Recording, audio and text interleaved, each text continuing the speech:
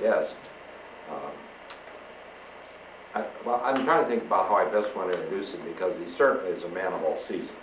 Jim Fry, who is related to Joel Warner, one of Lansing's early mayors, who was associated with P.T. Barnum. And Jim has become quite an authority in the area of circuses and serves as Secretary-Treasurer of the Michigan Circus Organizations. Jim has been a professional in advertising and now represents, and he is the local representative for Travel Host Magazine, the magazine that you find in all the hotels and motels, and then does Michigan Ideas for the state of Michigan for the travel magazine. People call in and want to see what's going on in Michigan, and also for Best Vacations now and Midwest Living. And so he gets out and gets to see people, travels everywhere, and recently has gotten married to Jan, who is here. And I think you're going to find this evening, as I always do, when Jim talks about circuses, to be really fascinating. And before I introduce Jim, I want to let everybody know that we do have a relative of the Turners here, Ron Turner, who is a member of our board and is here. So if you have any questions afterwards on specifics on the house. So it's a great pleasure to introduce Jim Fry, and we're going to hear about his famous uncle. Thank you, Jerry. It is a pleasure to be here this evening and talk about Joel Warner. This is a gentleman here. Share some of the background. Joel Warner was my great uncle. And it's kind of interesting because probably 140 years ago, Joel Warner probably sat right here in this room. He and his family were affiliated or socially interactive with the Turners. And they spent time over here, were involved in social activities and family activities. Joel Warner was, Joseph E. Warner, was born in 1831. He was Christian Joseph E. Warner.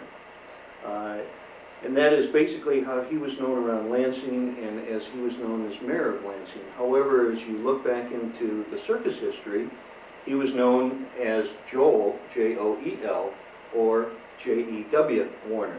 So there's a lot of confusion. People say, well, it's Joseph Warner, Joe Warner. Well, it's if you're talking circus or if you're talking city. That's basically the difference in his identification. In an interview with the Journal in 1912, 2 years before he died, Warner said of himself, "My occupation has been varied.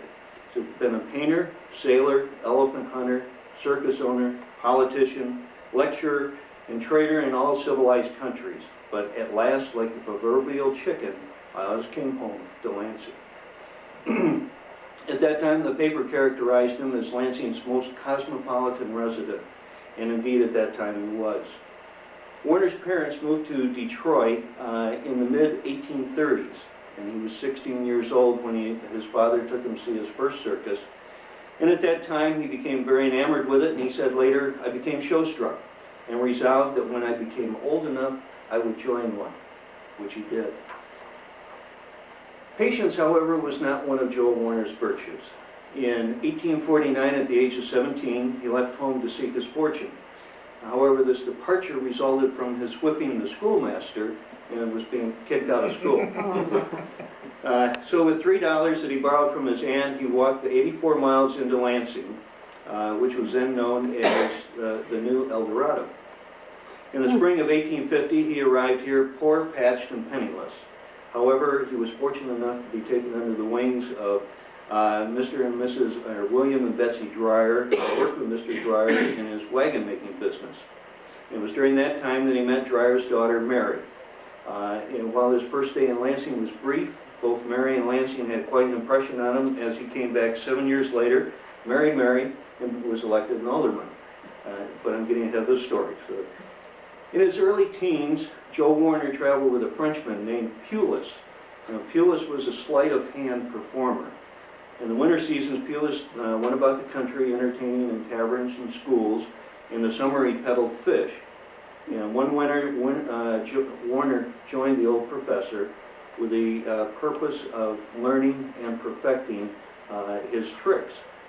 But with the skills learned from the Frenchman and his desire to join the circus, Warner left Lansing in the fall of 1850 and became literally a tramp. He was skilled as a sign painter and took odd jobs in Kalamazoo, Grand Rapids, and ended up in Detroit for that winter as a carpenter. When navigation opened in the spring of 1851, he shipped out on a new steamer as a ship's painter. By fall, Warner had accumulated enough money so that he could go into Chicago and outfit himself as a full-fledged magician, promoting himself as the Wizard of the North. At barely 20 years of age, he started out to entertain the citizens of the wild and woolly West with his interpretation of the hidden mysteries of the black art, assisted, as many believed in those days, by his satanic majesty, the devil. He did have a real-life co-partner, an Irish lad by the name of John Dillon.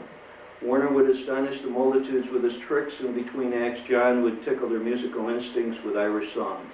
Well, these two traveled together through Illinois, Iowa, and Missouri, and parted in St. Louis in 1852.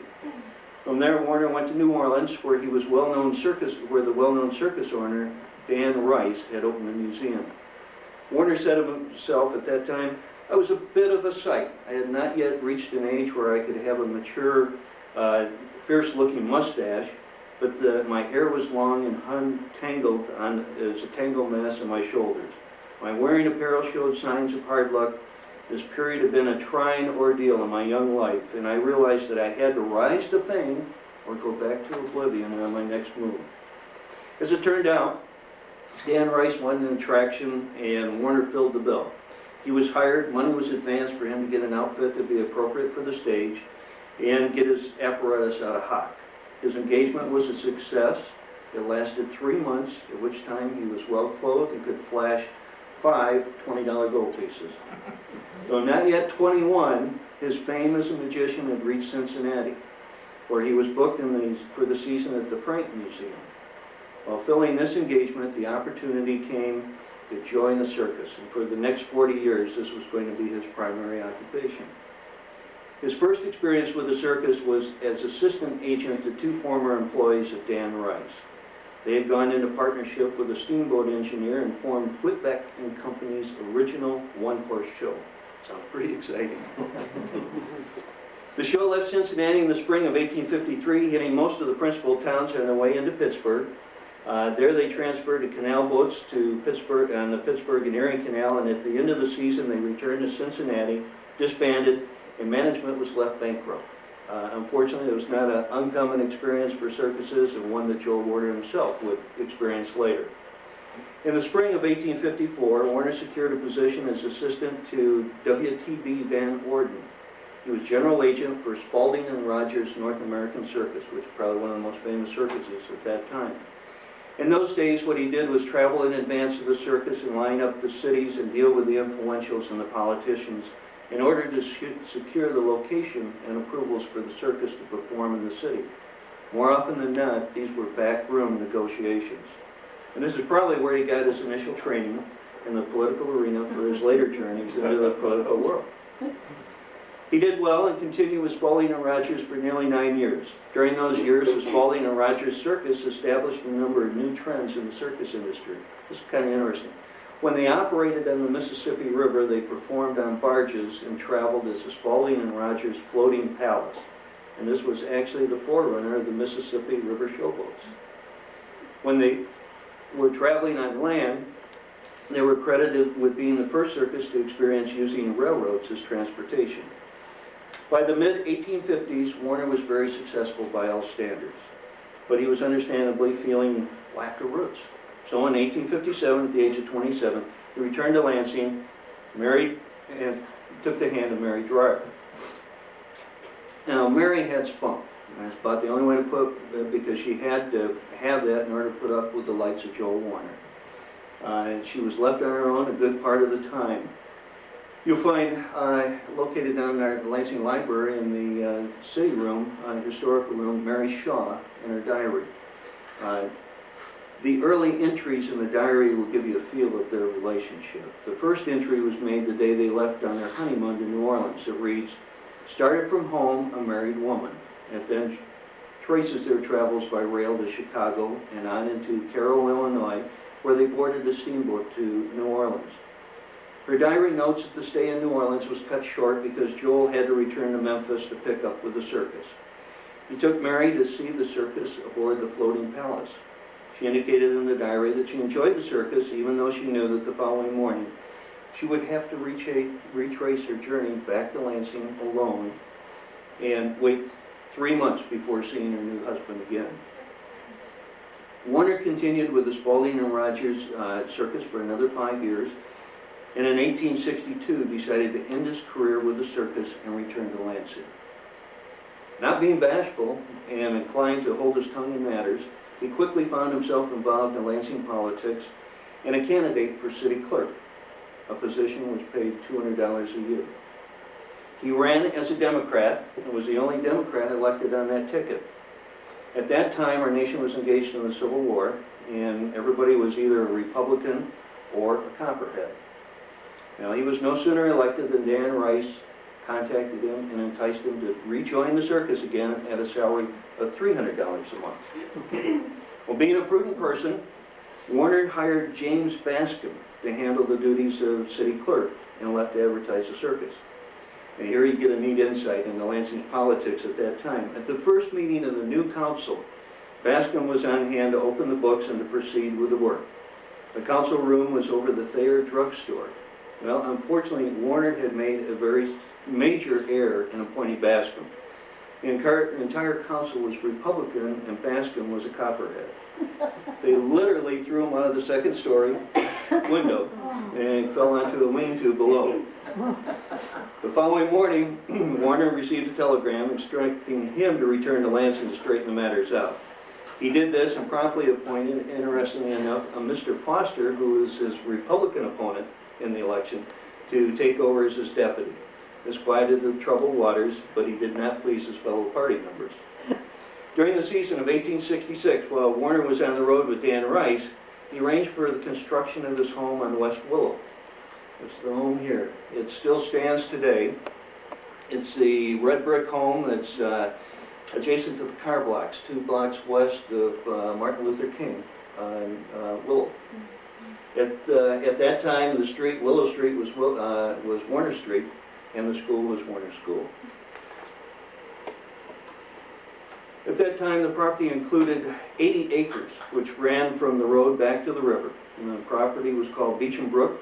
The house was built in 1 season, and Mr. Fuller was hired as architect and was paid a whopping $5 for the plans. The house was designed for entertaining, and the entire top floor was set up as a ballroom. When it was built, people thought it strange that Warner would be that far out in the country with all that acreage and his being away traveling with the circus, but he had a plan. Warner went out with the Forepaugh Circus and Menagerie in 1867, the Henry Barnum and Van Amberg show in 1868, and returned as general agent for Forepaugh in 69 and 70. These years were financially rewarding to him, and in 1870, he finally brought together his plans for his own circus. Warner entered into a partnership with Hoagie O'Brien, there's a name, and they made circus history by heading out in 1871 as the first 3-tent circus. His circus was called the J.E. Warner and Company's Grand Triple Alliance Museum, Menagerie, and Circus. The concept for the 3-tent circus was amazingly simple, but an ingenious one at that time. As you know, we can trace the history of the circus back to the Roman Empire and earlier in the Chinese dynasty. Over the centuries, it had been the primary source of entertainment for the masses, and it continued to be that in the middle of the 19th century. For most of the young emerging towns in the Midwest, the circus provided a number of functions for the people that the cities were not yet able to provide. The menagerie, or the circus, provided the entertainment. The menagerie would serve the function of the zoo, and the curiosities and artifacts served the function of the museum. As the advancement for circuses, Warner had been continually confronted with well-meaning, God-fearing groups that believed the circus was more closely affiliated with the activities of the devil than the celestial wagons that led the circus parades. These people would acknowledge the educational benefits of the menagerie and the museum, but they would resist or not attend the performances of the circus because of the circus portion of the program. So when the J.E. Warner Triple Alliance went out on the road in 1871, They advertised, this is what they call the Herald, and these are the front and back of the Herald.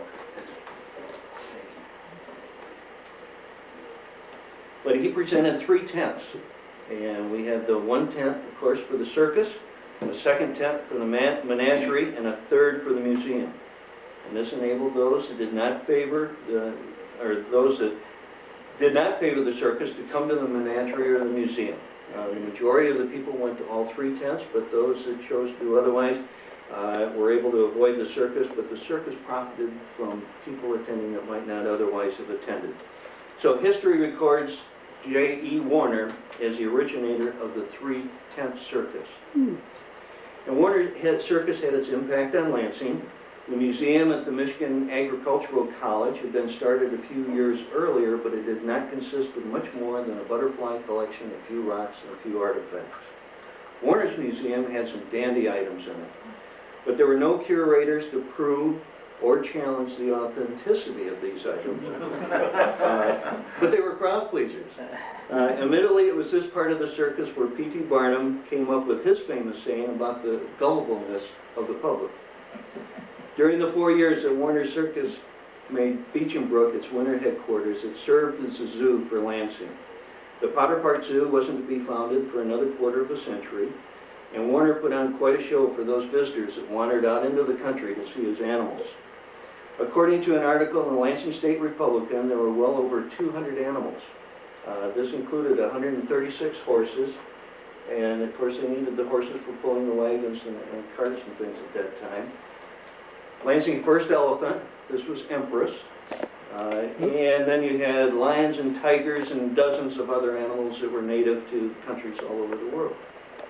There were a number of outbuildings on the property. In this photograph, you can see one back here. The most notable was a 2-story structure, which had apartments built in the basement area for animals, and then for those that were sensitive to the cold temperatures, they were on the upper story, and they had a heating apparatus, and the cages were built around that, and that fire was kept going day and night, and of course monitored continuously. The newspaper went into detail as to the amount of feed that was needed and the cost for feeding those animals, and concluded by saying, and I quote, "Characteristic of Mr. Warner's liberality, there is no exclusion to visitors. All are welcome, without fee or reward, to view the curiosities in winter quarters." Directing his own circus was an exciting experience and financially satisfying for a few years for a man barely into his 40s. By 1875, he was regarded as having the largest traveling circus and menagerie. But it got too big and cost outran revenue. Following disaster season in 1875, Warner closed the show outside of Chicago and sold his circus. He continued as manager for another season, and the following year with the Montgomery Queen Circus, and in 1877, at the age of 46, he decided to return home to Lansing and end his career with the circus. Well, as we said, not being a man of few words, he quickly found himself involved again in Lansing politics, and just as quickly was elected mayor by a majority of 72 votes. And at a salary of, the annual salary for a mayor in 1878 was $200 a year. But looking back, Warner said he thought that he nullified his potential effectiveness as a mayor the night of his inaugural address. He said that he thought he was quite eloquent in laying out the charges for the city's common council for that coming year. The state capitol was to be completed that year. However, Washington Avenue was so bad that it was nearly impossible for 6 months out of the year to get teams to and from the south and north ends of the city. Merchants and farmers had great difficulty in delivering their goods much beyond the entry points to the city. Lansing also needed at that time a police force and a sexton for the Mount Hope Cemetery. And then, in his inaugural speech, he launched into his discussion about the economy of government. He said the economy in all branches of the city government should be their watchword. And to get the ball rolling, he invited the members of the Common Council to join with him and donate their salaries to the city for the next year. He even went so far as to suggest that the members of the school board join in. Well, it made good press, but it didn't endear him at all to his political compatriots. Being mayor in 1878, being part of the growth that was taking place in Lansing at that time was exciting for Joseph E. Warner. But three of the biggest names in the circus world played on his ego and his purse. P.T. P.T. Barnum, James Bailey, and Hutchinson formed a combination of their three shows and offered Warner $5,000 a year and all expenses to join them. So he declined renomination in 1879 and was back on the road with the title Finder of Attractions. As such, he traveled from one coast to the other, functioning as what we would today call a talent scout. As he traveled, he wrote extensively for the Lansing Republican, the Detroit News, and various East Coast papers. He helped readers see, through his words, places that were only a name, if even known at all at that time. In 1887, Mary and Joseph E. Warner celebrated their 25th anniversary with an elaborate party at Beecham Brook. The guests included many whose names still remain on Lansing street signs today. Interesting, one important name out of Lansing's history that was not at the party that evening was Ransom E. Olds. But he was only 18 years old at that time and finishing a postgraduate course in accounting at Bartlett's Business College in Lansing. 1882 was the year that Warner was selected by Barnum and Bailey and Hutchins to tour the world now, not just the United States, but the world, in search of curiosities with instructions to get everything and anything that he would, in his mind or in his judgment, be an attraction for the greatest show on earth. Jumbo was his biggest find. P.T. Barnum built Jumbo as the largest elephant in the world, and he was big, but not the biggest. But that's another story. Will that stay? Yeah. As it was, acquiring Jumbo nearly caused an international incident, as a result of bringing Jumbo to the U.S. from England's London Zoo. Jumbo was the darling of millions of children across the country. As Warner traveled North America and the old world, he never topped his find of Jumbo. Unfortunately, Jumbo was killed by a speeding locomotive in Canada in 1885. His skeleton is preserved in the American Museum of Natural History in New York. The year after Jumbo was killed, Warner put in his last season with the circus and then returned home to Lansing at the age of 55 or 56. He pulled back on his political involvement and served on the Board of Fire and Police Commissioners. This was an oversight committee that he had helped start when he was mayor. He spent many of his remaining years in Sault Ste. Marie. He firmly believed that the Sioux was going to replace Chicago as the trade center of the Midwest. But I think he kind of underestimated the severity of Sioux winters in the spring. With the experience of his world travels, he was in great demand for lectures and apparently was an exciting orator, a trait I think we all wished I had inherited. Joseph Warner died in May 21st, 1914 in Lansing at the age of 83 years. He's buried in Mount Hope Cemetery. And with his varied background, experiences, and contributions to the circus in this city, I believe you'll agree that Joseph E. Warner was one citizen extraordinary. Thank you.